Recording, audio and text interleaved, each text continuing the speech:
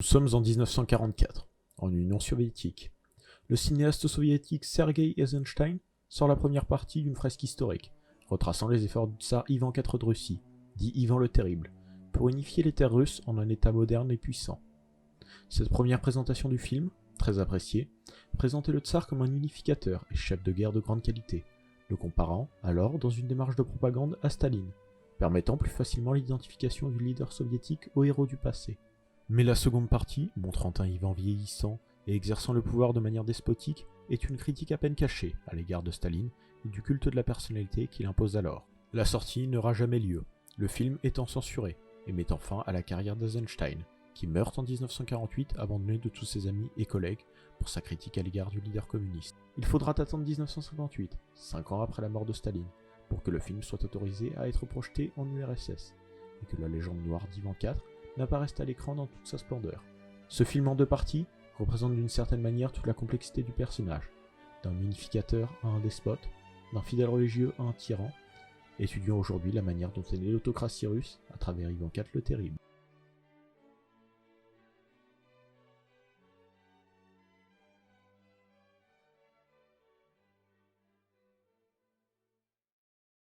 Le 25 août 1530, à Kolomenskoï, naît un petit garçon, Ivan IV Vassilievitch, que la postérité retiendra sous le nom d'Ivan le Terrible. Sa naissance est inespérée.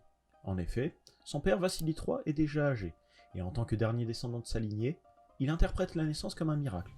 Son sang, celui des Ryurikides, ne s'éteindra pas avec sa mort, et continuera à régner sur la Moscovie. Selon la légende, la foudre s'abattit au-dessus du Kremlin au moment de la naissance, signe d'un grand règne à venir. Mais pour le moment, la situation n'est pas facile pour le jeune prince. L'âge jouant en effet son rôle, 3 ans après la naissance de son fils, Vassili III meurt de vieillesse. Sur son lit de mort, le roi transfère la charge de régence à sa femme, Elena Glinskaya, mère de Ivan.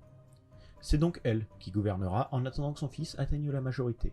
Heureusement pour Elena, dans sa tâche difficile de régence, elle est aidée par les boyards, des aristocrates russes provenant des plus grandes familles de Moscovie. Car comme bien souvent, à cette époque, les nations telles que nous les connaissons aujourd'hui n'étaient pas unifiées.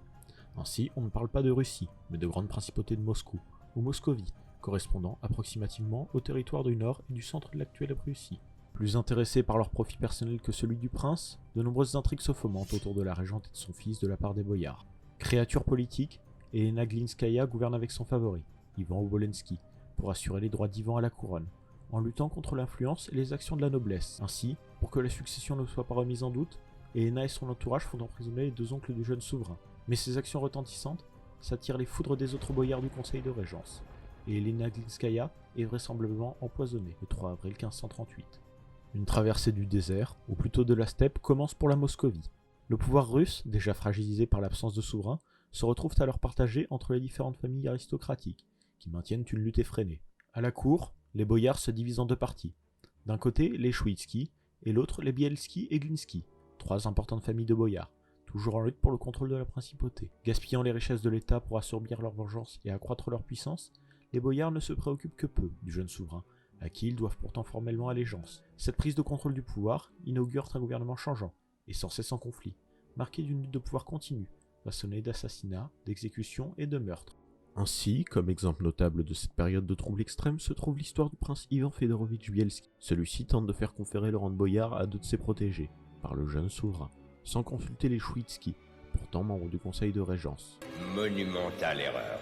Profitant de ce casus belli tout trouvé, les Chouïtski le font arrêter, dispersent ses partisans et font trancher la tête du secrétaire Fedor Michourin, proche collaborateur des Bielski, le 21 octobre 1543. C'est ainsi que pendant 10 ans, la ville de Moscou devient le théâtre de fréquentes scènes de violence et de massacres, entre les 2 familles Bielski et Chouïtski. Mais pendant tout cela, le jeune prince reste bien là, et pour le rendre aussi contrôlable que possible, les boyards s'évertuent à l'isoler et l'affaiblir. Privé de ses 2 parents, Ivan ne semblait, après cette terrible perte, n'avoir d'affection que pour sa nourrice, Agrafena Obolensky, qui fut enlevée devant ses yeux et forcée dans un couvent.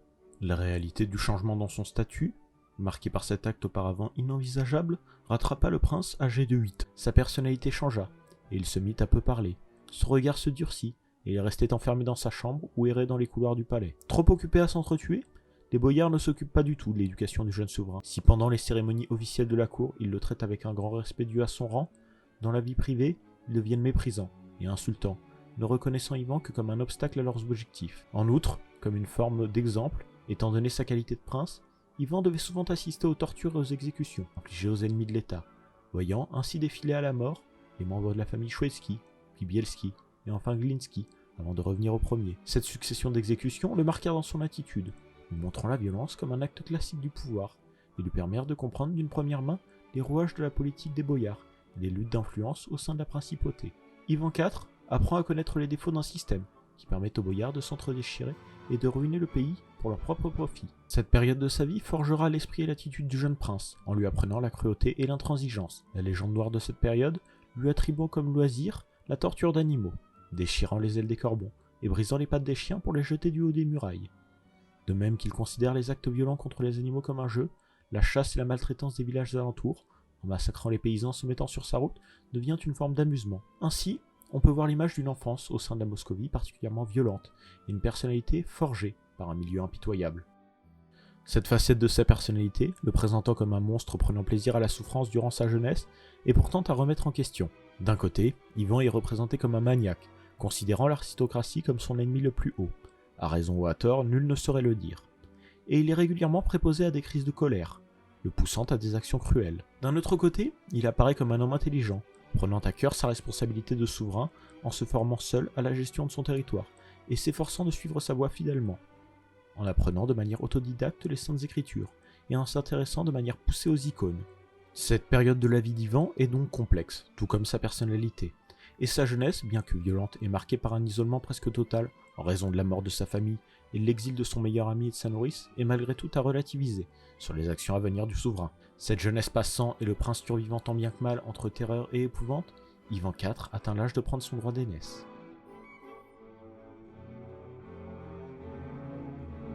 À sa montée au trône, Ivan n'a rien oublié des sévices qui lui avaient été infligés à lui et sa famille, et le fait rapidement comprendre, mais pas de la manière attendue.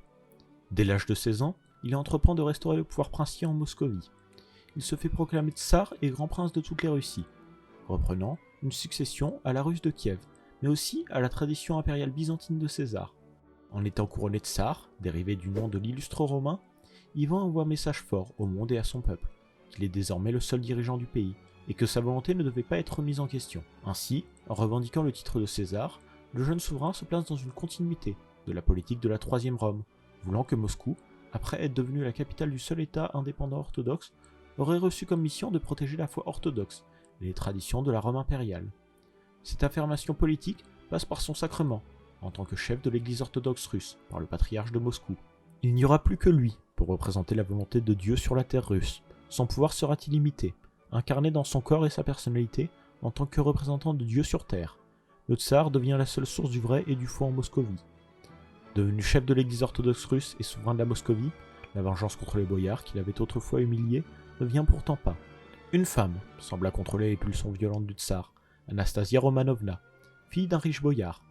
Le tsar l'épousa en 1547 lors de sa montée sur le trône, et elle sembla, durant un temps, réussir à rendre Ivan IV plus humain, plus sensible et plus compréhensible envers son peuple. Ce changement de ton se ressent dans la politique du tsar.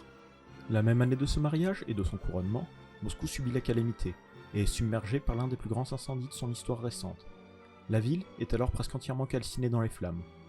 Portant maintenant la couronne, Ivan a sérieusement réfléchi à la manière de gérer correctement cette épreuve. La réponse lui vient rapidement. Les moscovites recherchent un coupable et rejettent la faute sur les parents maternels du tsar de la famille Glinski. Une rébellion éclate et Yuri Glinski est lapidé à mort à l'intérieur de la cathédrale de la Dormition, tandis que son frère, Mikhail Glinski, tente de fuir vers la Lituanie mais échoue. Profitant de la mort de deux des principaux chefs de la famille Glinski, le tsar manœuvre politiquement et les évince sans que plus de sang ne soit versé et que ses mains ne se salissent davantage, entraînant la chute du parti Glinski et renforçant sa position. Ivan profite du coup de force provoqué par la disparition d'un important parti boyard et de sa mainmise sur le pouvoir pour réviser le code de loi, créant le Sudebnik de 1550. Ce code de loi liquide les privilèges judiciaires de l'aristocratie et renforce le rôle des organes judiciaires de l'État et retire les nobles de l'application de la loi que le tsar prend alors en main. Cette manière de faire est loin de ce qui serait attendu d'un souverain cruel, traduisant une volonté plutôt politique et bien moins violente dans la répression de la noblesse, et donc une certaine idée de stabilité dans l'application du contrôle du pouvoir noble. Le traitement efficace de ce problème boyard nous montre donc un souverain juste et volontaire, n'essayant pas d'écraser à tout prix ses adversaires, mais les effaçant proprement de la scène politique, en les mettant hors d'état de nuire. En dehors de cela, il étend le recrutement de son entourage, en invitant des personnes de tous les territoires russes à devenir ses conseillers, traduisant cela par l'instauration du Zemski Sobor, le premier parlement russe, pour représenter toutes les classes de la Moscovie féodale. A noter que ce parlement n'a aucun pouvoir réel, et est dans un rôle de conseil, ne servant que de jure, et ne pouvant rien imposer au tsar. Son rôle est donc davantage de prendre note des décisions du tsar. Pour autant, cette réforme est bien accueillie, laissant voir des brides de changement au peuple et aux boyards. Le tsar apparaît en ses débuts de règne comme pacifique, aussi pacifique que pouvait l'être un souverain dans un état menacé de toutes parts, mais il apparaît aussi comme réformateur. Cette réforme arrive pourtant à son terme, à la mort de sa femme. En 1560, Anastasia meurt d'une crise d'apoplexie. Convaincu qu'elle fut empoisonnée par les boyards, le tsar laisserait apparaître la cruauté, qui avait été étouffée durant 15 ans. Mais surtout, la mentalité d'Ivan évolue. Rendu fou de chagrin par la perte de celle qui arrivait à le contrôler, il plonge dans de nouvelles crises. Cette mort, celle de sa femme, pourtant pieuse et honnête, est considérée par le souverain comme injuste, et le pousse dans les retranchements de son esprit. Si Dieu peut agir sans distinction, le tsar, qui est son égal sur terre, peut donc agir de la même façon et frapper sans discernement ses sujets. Ivan, auparavant dans une politique plus conciliante envers les aristocrates, va imposer sa souveraineté absolue, en éliminant la tutelle des boyards, ces princes qui l'avaient humilié durant son enfance et dont le pouvoir menaçait maintenant le sien, et qui l'avaient, selon lui, encore visé.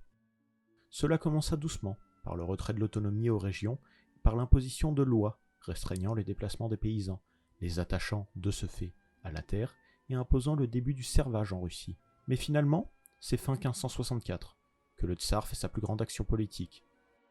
Le 3 décembre 1564, Ivan quitte Moscou pour Alexandrova Sloboda, d'où il envoya 2 lettres dans lesquelles il annonçait son abdication au peuple et aux boyards. Les raisons données étaient quant à elles assez explicites, la trahison supposée du clergé et de plusieurs familles aristocratiques, mais aussi le détournement de la fortune du pays, au détriment du pouvoir princier moscovite. Le tribunal des boyards, encore divisé par les querelles politiques et d'influence, ne purent, en l'absence d'une figure puissante, décider de la marche à suivre. Mais surtout, ils craignaient la colère des citoyens moscovites, qui tentaient encore une fois se dessiner le spectre des luttes interminables, et qui ne voyaient pas d'une si mauvaise manière le règne de Ivan IV, qui, d'une part, leur avait annoncé son absence de colère à leur égard dans sa lettre d'abdication, mais qui, dans un second temps, avait stabilisé un pays affaibli, et réuni sous son autorité les peuples russes de Kazan, des Bachkirs et d'Astrakhan, lors de ces guerres précédentes, faisant de la Moscovie les débuts d'un empire. Devant la situation défavorable, les boyards furent contraints d'envoyer un messager, supplier Ivan de revenir sur le trône. Le coup de poker avait marché pour le souverain, qui imposa son retour à la condition de se voir accorder le pouvoir absolu, signifiant, de ce fait, le droit de condamner et d'exécuter les traîtres, mais aussi de confisquer leurs biens, sans ingérence du conseil des boyards ou de l'église dans ses décisions. Cela fut accepté sans attendre par les boyards, et dès son retour, la colère refoulée éclata. Les exécutions se succédèrent, faisant disparaître des familles entières de l'aristocratie. De cette période de purge, suivant le retour à Moscou, Ivan IV gagnait un surnom parmi ses sujets, Ivan Grozny, traduit depuis le russe en Ivan le Redoutable, mais qui fut retenu en Occident comme le Terrible. Mais outre ce surnom, plutôt inquiétant, le souverain acquit un important territoire sous son contrôle direct, récupéré auprès des familles boyards disparues, qu'il nomma Oprichnina. Une nouvelle période dans le règne d'Ivan IV débuta. L'Oprichnina est un territoire séparé au nord de la Russie, dans ce qui était la République de Novgorod, dont la juridiction échappe au contrôle des boyards et demeure sous le contrôle exclusif du tsar, ce qui peut être, dans une moindre mesure, comparé au domaine royal en France. La création de la division territoriale de l'Oprichnina se fait en parallèle de la fondation d'un tout nouveau régiment militaire, l'Oprichniki. Ce corps militaire était davantage une forme de garde du corps et de police secrète que d'une véritable force armée créée pour le combat. Son but était d'opprimer les groupes opposés au tsar et d'imposer une séparation nette entre les terres sous le contrôle du tsar et des boyards.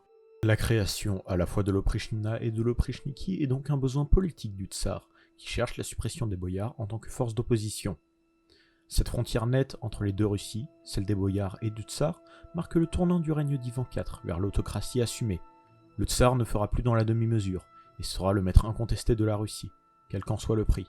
En effet, dans les territoires de l'Oprichnina, les boyards n'ayant pas été exécutés ont perdu l'hérédité et les droits d'utilisation de leurs terres, qui passent aux mains du tsar, entraînant une disparition d'une partie de l'aristocratie terrienne russe. Cette aristocratie disparue est remplacée par les Oprichniki, pour la plupart d'origine humble, et donc davantage fidèles à Ivan, à qui ils doivent une montée dans leur statut social. Cette prise de contrôle de la terre et donc du pouvoir terrien, permettent à Ivan de se placer comme maître incontesté, toute la partie nord du pays, qui entre dans sa seule autorité. Ainsi, les boyards restants, en dehors de ce territoire, se voient contraints à la soumission, pour ne pas perdre eux-mêmes leurs droits sur leurs terres. Ce pouvoir, fondé sur la peur et la répression, est maintenant entièrement entre les mains seules du tsar, qui a une autorité absolue et incontestée. Cela se ressent particulièrement à travers l'épisode du sac de Novgorod. En 1570, une épidémie de peste éclate dans la ville de Novgorod, place commerciale importante du nord de la Moscovie. Les conditions difficiles de la ville, en pleine guerre de Livonie, conflit opposant la Moscovie à la Suède, la Pologne, la Lituanie et les chevaliers teutoniques de l'ordre de Livonie, poussent le tsar à se méfier des nobles de la ville. Ivan se méfiait surtout du fait que les nobles de Novgorod aient dans l'idée de faire défection et de placer la ville elle-même sous le contrôle du Grand-Duché de Lituanie. En 1570, frappant de manière préventive, Ivan ordonna aux Oprichniki de faire un raid sur la région. L'escadron de la mort pilla et brûla la ville, massacrant sa population supposée rétive. Ce raid, causé sur de simples suspicions, est un symbole de la toute-puissance du tsar dans son domaine de l'Oprichnina, capable d'actes aussi cruels sans réelles répercussions politiques. Ivan IV, revêtu des attributs de chef suprême de la religion orthodoxe et du titre de tsar, dispose d'un pouvoir sans limite dans son règne. Cette Russie moscovite, née à l'origine de la main d'Ivan dans l'isolement, repoussera ses limites pour continuer à vivre seul, pour se protéger toujours davantage de ses ennemis, qui, il ne faut pas l'oublier, étaient les grandes puissances de leur temps. Les conquêtes, conçues à l'origine comme protectrices, finirent par provoquer des conflits, et donc rendre la Moscovie bien seule sur la scène européenne. Cette absence d'alliés, et son opposition frontale avec la Pologne, la Suède ou encore l'Empire ottoman, accrut encore le caractère militarisé à l'extrême du pouvoir et de la société. Ainsi, devant les dangers de plus en plus importants, les menaces arrivant de toutes parts, un pouvoir fort devait être incarné à travers une figure qui dépassait les simples prétentions politiques, et selon le modèle présenté par le tsar, devait donner à la Moscovie un chemin net à suivre. Même si cela devait pousser Ivan à supprimer ceux qui l'avaient autrefois aidé. Ainsi, en 1572, les Oprichniki ont été dissous. 3 raisons avancées peuvent expliquer cela. Première supposition, la force de terreur représentée par ces cavaliers violents et pilleurs était devenue déstabilisatrice pour la Moscovie et causait plus de problèmes au tsar que d'avantages. Ainsi, leur élimination devenait nécessaire pour s'assurer le bon fonctionnement de la Moscovie. Deuxième supposition, le manque de réponse au sac tatar de Moscou en 1571, durant la guerre russo-criméenne, ayant probablement ébranlé la foi du tsar dans l'efficacité de l'Oprichnina et par extension de l'Oprichniki, mais aussi et surtout dans leur loyauté à son égard. Craignant que ses troupes puissent devenir incontrôlables et s'en prendre à lui, Ivan IV s'en débarrassa. Ou bien, plus simplement, comme troisième hypothèse, le tsar considéra l'Oprichnina comme un succès, la noblesse ayant été supprimée et le pouvoir royal du tsar imposé comme un fait. L'Oprichniki avait vécu à son utilité, elle devait donc disparaître pour permettre à une nouvelle période du règne d'Ivan IV de débuter.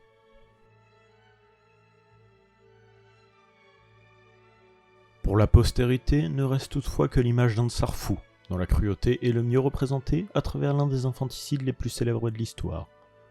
Le 15 novembre 1581, au motif qu'elle portait des vêtements inconvenants, Ivan IV agresse Yelena, femme de son fils Ivan Ivanovitch, alors enceinte. L'attaque est suffisamment violente pour causer une fausse couche à la jeune femme, et le tsarevitch, entendant les cris de sa femme, vient à sa défense. Mais la dispute, encore attisée par les divergences d'opinion sur le sort de Pskov, dégénère. Ivan IV, qui ne peut pas accepter de reproches et de remises en question, même de la part de son propre fils, frappe le tsarevitch à la tête avec son sceptre. Mortellement blessé à la tempe, le tsarevitch s'effondre au sol et agonise plusieurs jours sous le regard de son père plein de remords. Ce meurtre, immortalisé 300 ans plus tard par Ilya Repin, dans son œuvre Ivan le Terrible et son fils Ivan, le 7 novembre 1581, fait définitivement passer dans la mémoire moderne Ivan IV comme un monstre.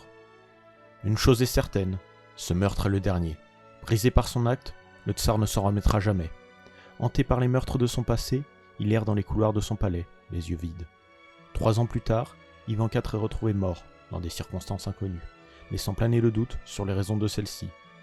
En fin de compte, la mémoire d'Ivan IV est tenace en Europe et en Russie. Ivan IV Grozny a laissé à son époque une marque indélébile et globalement hostile. Il est vrai que cette crainte, de la part des pays plus occidentaux, est due avant tout à l'inquiétude, provoquée par la tentative russe de conquérir les pays baltes, mais aussi au mode de gouvernance du tsar, relativement violente, largement dénoncée et amplifiée par son plus farouche opposant, le prince André Kourbsk, un transfuge russe, ancien ami d'Ivan.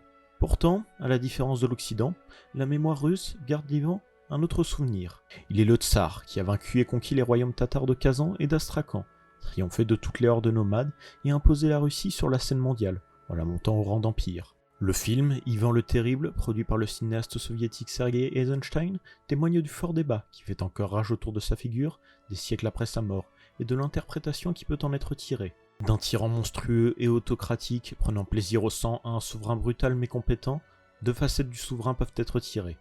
Ce qui est certain, c'est qu'Ivan IV a complètement modifié la structure gouvernementale de la Russie, établissant une nouvelle organisation politique.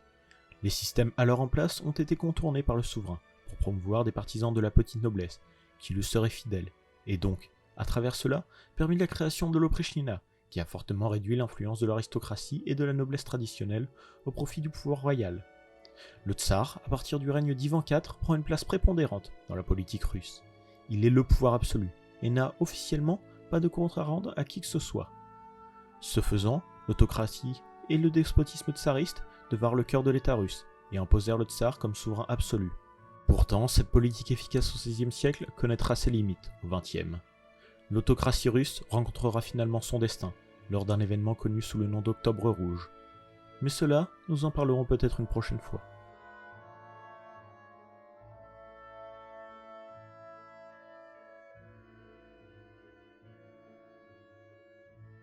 Bien, merci d'être resté jusqu'ici. Donc comme vous avez pu le constater, cette vidéo avait un ton très différent de mes deux premiers moments d'histoire.